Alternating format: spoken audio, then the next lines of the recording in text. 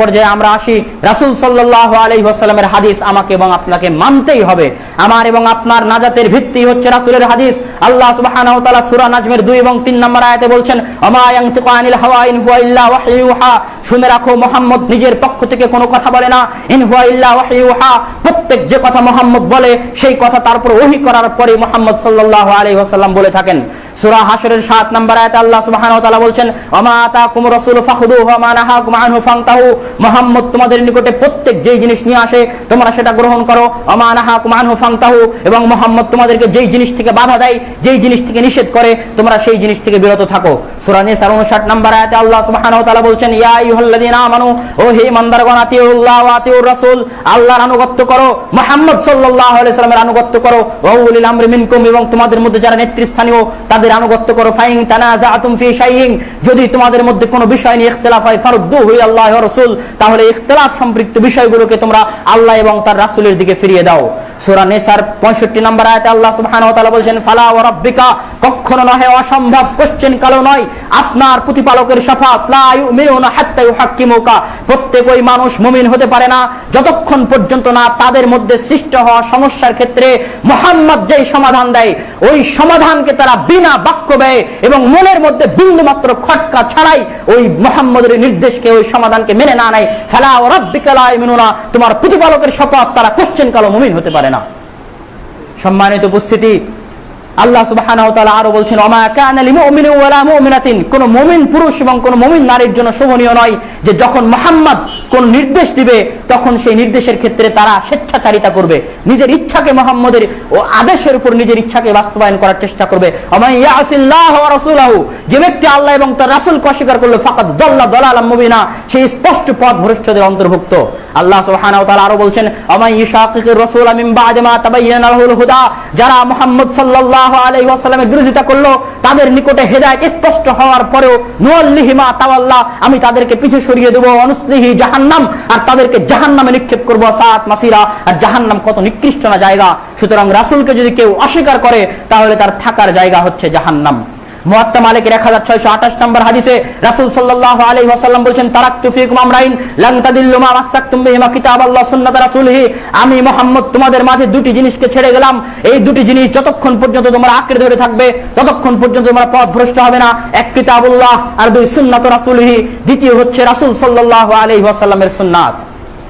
সম্মানিত উপস্থিতি, সুনানে দারিমির 204 নম্বর হাদিসে ওমর রাদিয়াল্লাহু তাআলা আনহুর সময় থেকে নিয়ে বহুদিন যাবত এক বিখ্যাত কাজী ছিল ইসলামী সমাজে, তার নাম কাজী শুরাইহ।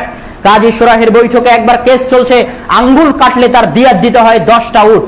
এই আঙ্গুল কাটুক, এই আঙ্গুল কাটুক, যে আঙ্গুলি কাটুক তার দিয়াত হচ্ছে 10টা উট। রাসূল সাল্লাল্লাহু আলাইহি ওয়াসাল্লামের হাদিস বুখারীতে আছে। যখন কাজী শুরাইহ ফয়সালা করলো একটা কেসাসের যে আঙ্গুল কাটার বিনিময়ে তোমাকে 10টা উট দিতে হবে, তখন ওই আসামি বলছে যে কিভাবে সম্ভব, এই আঙ্গুল কাটলে তো মানুষের কাজ করতে অত অসুবিধা হয় না, জীবন পরিচালনা করা যায় এই আঙ্গুল কাটলেও, কিন্তু এই আঙ্গুল বা এই আঙ্গুল কাটলে কাজ করা, যে কোনো প্রকার কাজ করা অনেক কঠিন হয়ে যায়, সকল আঙ্গুল হাতের সমান নয়, এই আঙ্গুলের জন্য 10টা উট দিতে হবে, এই আঙ্গুলের জন্য 10টা উট দিতে হবে, কিভাবে হতে পারে? যখন আসামি এই কথা বলল, সুনানে দারিমির 204 নম্বর হাদিস খুলে দেখুন, কাজী শুরাইহ তখন তাকে ধমক দিয়ে বলছেন, ওয়াই হাক, তোমার ধ্বংস হোক, ইন্না সুন্নাতা মানাতিল কিয়াস, নিশ্চয় রাসূলের হাদিস মানুষের বিবেকের রাস্তাকে বন্ধ করে দিয়েছে। ইত্তাবি, পারলে অনুসরণ করো, ওয়ালা তাবতাদি, কিন্তু বিদআত সৃষ্টি করিও না। সম্মানিত উপস্থিতি, আব্দুল্লাহ বিন ওমর রাদিয়াল্লাহু তাআলা আনহুর পক্ষ থেকে মুসনাদে আহমদের 5700 নম্বর হাদিসে পাওয়া যাচ্ছে যে আব্দুল্লাহ বিন ওমর রাদিয়াল্লাহু তাআলা আনহুর নিকটে একদল লোক এসে বলছে, হজ 3 প্রকার, হজ্জে ইফরাদ, হজ্জে কিরান এবং হজ্জে তামাত্তু। ওমর রাদিয়াল্লাহু তাআলা আনহু হজ্জে ইফরাদকে পছন্দ করতেন, আর রাসূল সাল্লাল্লাহু আলাইহি ওয়াসাল্লাম হজ্জে তামাত্তুকে পছন্দ করতেন। তো আব্দুল্লাহ বিন ওমর কাছে এসে লোকজন জিজ্ঞেস করছে যে আপনি কোনটাকে পছন্দ করেন? তখন আব্দুল্লাহ বিন ওমর বলছে, আমিও হজ্জে তামাত্তুকে পছন্দ করি। তখন লোকজন জিজ্ঞেস করছে যে আপনি আপনার বাপের বিরুদ্ধে চলে গেলেন? তখন আব্দুল্লাহ বিন ওমর তাদেরকে ধমক দিয়ে বলছেন, আহাক্কু আন তাত্তাবিউ রাসূলুল্লাহ আম তাত্তাবিউ মুহাম্মদ, তোমরা কি মুহাম্মদের অনুসরণ করা তোমাদের জরুরি না ওমরের অনুসরণ করা জরুরি? ওমর রাদিয়াল্লাহু তাআলা আনহুর অনুসরণ করা না করার উপর কারো জান্নাত জাহান্নাম নির্ভর করে না, কিন্তু মুহাম্মদের অনুসরণ করা না করার উপর মানুষের জান্নাত জাহান্নাম নির্ভর করে। সুতরাং মুহাম্মদ সাল্লাল্লাহু আলাইহি সাল্লাম যা বলেছেন সেটাই তোমাদেরকে মানতে হবে। সম্মানিত উপস্থিতি, রাসূল সাল্লাল্লাহু আলাইহি ওয়াসাল্লামের হাদিস আমাকে এবং আপনাকে মানতেই হবে। ইবনে মাজার 17 নম্বর হাদিসে দেখুন, আব্দুল্লাহ বিন মুগাফফাল রাদিয়াল্লাহু তাআলা আনহু থেকে বর্ণিত, তিনি বলছেন যে আমি একদা বসেছিলাম, আমার পাশে একজন লোক ছিল, সে কঙ্কর দিয়ে পাখি মারছিল, কঙ্কর, ইট পাটকেল ঢিলা দিয়ে পাখি মারছিল। আমি তাকে বললাম, রাসূল সাল্লাল্লাহু আলাইহি ওয়াসাল্লাম কঙ্কর দিয়ে পাখি মারতে নিষেধ করেছেন, তুমি কঙ্কর দিয়ে পাখি মারো না। এই কথা বলার পরে ওই ব্যক্তি কঙ্কর দিয়ে পাখি মারতে থাকলো। আমি তাকে বললাম, উহাদ্দিসুকা আন রাসূলিল্লাহ, আমি আল্লাহর রাসূলের পক্ষ থেকে তোমাকে হাদিস শোনাচ্ছি যে তুমি কঙ্কর দিয়ে পাখি মারো না। কেননা তীর দিয়ে পাখি মারলে পাখি মারা যায়, গুলি করলে পাখি মারা যায়, কঙ্কর দিয়ে পাখিকে মারলে পাখি আঘাতপ্রাপ্ত হয়, পাখি কষ্ট পায়, পাখি মারা যায় না। এই হাদিস শোনানোর পরেও যখন তুমি কঙ্কর দিয়ে পাখি মারছো, লা উকাল্লিমুকা আবাদা, আমি তোমার সাথে কোশ্চেন কালো কথা বলবো না। এটা ছিল হাদিসের অনুসরণে সাহাবীদের জজবা। আব্দুল্লাহ বিন ওমর রাদিয়াল্লাহু তাআলা আনহুর সামনে আব্দুল্লাহ বিন ওমর রাদিয়াল্লাহু তাআলা একবার হাদিস শোনাচ্ছেন যে রাসূল সাল্লাল্লাহু আলাইহি ওয়াসাল্লাম বলেছেন, লা তামনাউ ইমা আল্লাহ, তোমরা আল্লাহর বান্দীদেরকে মসজিদে যেতে বাধা দিও না।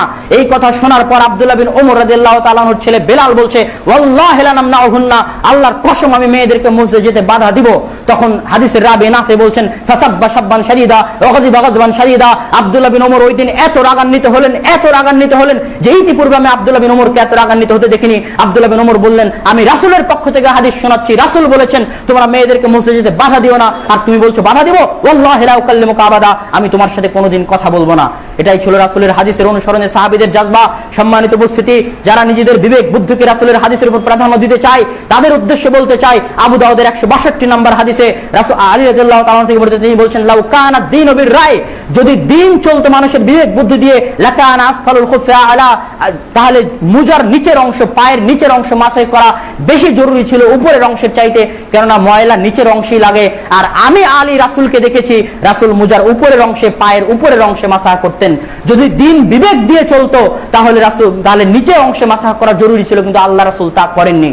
এই ক্ষেত্রে একটা কথা বলে রাখি যে রাসূলের কোন হাদিস, রাসূলের কোন কথা যদি আপনার বিবেকের সাথে খাপ না খায়, আপনার বিবেকের সাথে মিল না খায়, আপনার বিজ্ঞানের সাথে মিল না খায়, তাহলে আপনাকে ভেবে নিতে হবে রাসূলের হাদিস কোশ্চেন কালো বিবেক বিরোধী হতে পারে না, কোশ্চেন কালো বিজ্ঞান বিরোধী হতে পারে না। আপনার বিবেকে ত্রুটি আছে, আপনার বিবেকে দুর্বলতা আছে, আপনার বিজ্ঞানে দুর্বলতা আছে, আপনার বিজ্ঞানে ত্রুটি আছে। রাসূলের হাদিস কোশ্চেন কালো বিজ্ঞান এবং মানব সমাজের বিবেকের বিরোধী হতে পারে না। ওই যে হাদিসে শোনালাম যে রাসূল বলেছেন যদি তুমি গরু কিনতে যে ধোঁকা খাও তাহলে এক সা খেজুর সাথে গরু ফেরত দিবে। ওই হাদিসের জবাবে যারা এই হাদিসকে অস্বীকার করেছে বিবেক বিরোধী হওয়ার অভিযোগ দিয়ে, তাদের জবাবে আল্লামা ইবনুল কাইয়্যিম রাহিমাহুল্লাহ ইলামুল মুওয়াক্কিনে তাদেরকে কবর দিয়েছেন যুক্তি দিয়ে যে রাসূলের এই হাদিস মানুষের বিবেকের পক্ষে। কেন? এই ব্যক্তি কত কেজি দুধ খালো ফেরত দেওয়ার আগ পর্যন্ত, 5 কেজি খালো না 10 কেজি খালো, এটা নিয়ে উভয়ের মধ্যে গন্ডগোল হবে। সে বলতে পারে আমি 5 কেজি দুধ খাইছি, তোমাকে 5 কেজি দুধ ফেরত দিচ্ছি। আমার কথা কি বুঝতে পারছেন? একটা লোক গরু কিনে নিয়ে আসলো, নিয়ে আসার পর সে ধোঁকা খেয়েছে, ভেবেছিল 7-8 কেজি হবে, কিন্তু দুধ হচ্ছে 2 কেজি 2.5 কেজি। এখন গরু ফেরত দিবে। এখন এই 2-3 দিন যে সে দুধটা খেলো, এই দুধের মূল্যও তো ওই বিক্রেতাকে ফেরত দিতে হবে, কেন সে তার গরুর দুধ খেয়েছে। তো আল্লাহ রাসূল বলছেন 1 সা খেজুর ফেরত দিবা। তো একদল লোক বলছে এটা বিবেক বিরোধী, যতখানি দুধ খেয়েছে ততখানি ফেরত দিবে, অথবা দুধের সমপরিমাণ মূল্য ফেরত দিবে, এই বলে তারা এই হাদিসকে অস্বীকার করেছে। তো আল্লামা ইবনুল কাইয়্যিম বলছেন তোমরা পাগল, তোমরা বোকা, তোমরা বুঝো না, রাসূলের হাদিস বুঝার মতো বিবেক তোমাদের হয়নি। রাসূল এই জন্যই বলেছেন 1 সা খেজুর দিবেন, কেননা এই লোক কত কেজি দুধ খেয়েছে এটা নিয়ে গন্ডগোল হবে উভয়ের মধ্যে। এই লোক মিথ্যা বলতে পারে, যে বিক্রেতা সে তার সাথে গন্ডগোলে লিপ্ত হতে পারে না, আপনি 10 কেজি দুধ খেয়েছেন আমাকে 10 কেজি ফেরত দেন। এই বলতে পারে না আমি 5 কেজি দুধ খেয়েছি তোমাকে 5 কেজি দুধ ফেরত দিচ্ছি। এই নিয়ে গন্ডগোল হবে, কেউ কারো কথাকে বিশ্বাস করবে না। তাই তো আল্লাহ রাসূল বলে দিয়েছেন 1 সা খেজুর ফেরত দিতে হবে। তোমাদের বিবেক নাই, তোমাদের বুদ্ধি নাই, যারা রাসূলের হাদিসকে নিজেদের বিবেক বিরোধী মনে করো।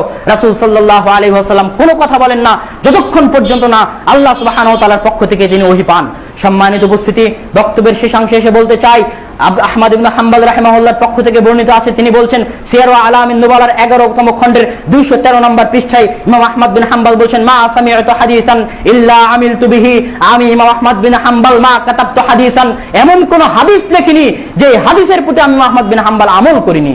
যখন আমি একটা হাদিস লিখলাম যে আল্লাহ রাসূল সাল্লাল্লাহু আলাইহি ওয়াসাল্লাম হেজামা, অতীত যুগের প্রাচীন চিকিৎসা হচ্ছে হেজামা, যেখানে ব্যথা হয় সেখানে যন্ত্র লাগিয়ে সেখানকার পচা রক্ত, দুর্গন্ধযুক্ত রক্ত বের করে নেওয়া হয়। যখন আমি হাদিস পড়লাম যে আল্লাহ রাসূল হেজামা করেছেন, আর হেজামা যে ব্যক্তি করালো তাকে 1 দিনার দিয়েছেন, তখন আমি আহমদ বিন হাম্বল ঘর থেকে বের হয়ে গেলাম, আমি হেজামা করালাম, আর হেজামা করানো ওয়ালাকে 1 দিনার দিলাম। এটাই ছিল আমাদের সালাফে সালেহিন, রাসূলের হাদিসের প্রতি আমল করার জজবা। সম্মানিত উপস্থিতি, ইমাম তিরমিজি বলছেন যে এই কিতাব আমার তিরমিজি শরীফ, যেই বাড়িতে থাকবে আল হাযাল কিতাব আল্লাযী ফি বাইতিহি, এই তিরমিজি সুনানে তিরমিজি যেই বাড়িতে থাকবে কাআন্নান নবী সাল্লাল্লাহু আলাইহি ওয়াসাল্লাম ইয়াতাকাল্লামু ফি বাইতিহি, রাসূল সাল্লাল্লাহু আলাইহি ওয়াসাল্লাম যেন তার বাড়িতে কথা বলছেন। আল্লাহু আকবার। বুখারী এবং মুসলিমে যে হাদিসগুলো আছে ওগুলো কার কথা? আল্লাহর রাসূলের কথা। সাহাবায়ে কেরাম সরাসরি শুনেছেন, আমি এবং আপনি সরাসরি শুনতে পাচ্ছি না। বুখারী এবং মুসলিমে লিপিবদ্ধ আছে সাহাবীদের সামনে যখন রাসূল কোনো কথা বলতেন,